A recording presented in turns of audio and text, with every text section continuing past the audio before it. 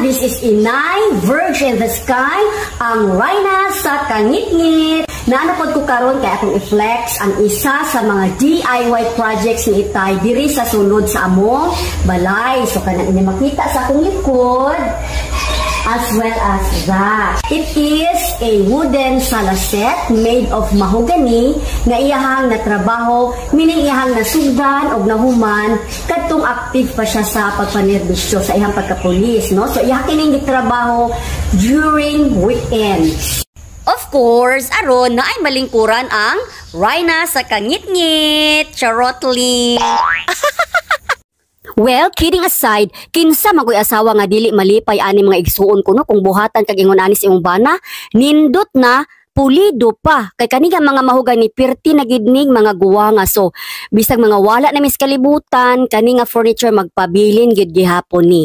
So kudos kanimo Itay Jordan S. Pizarro sa imong mga talents and skills. O diba, nakatabang mga kudaming duha ni Kuya Joe Boy in the making ani. Kay kami may mga dagko-dagko mga pictures. So kami may nag-assist sa iya.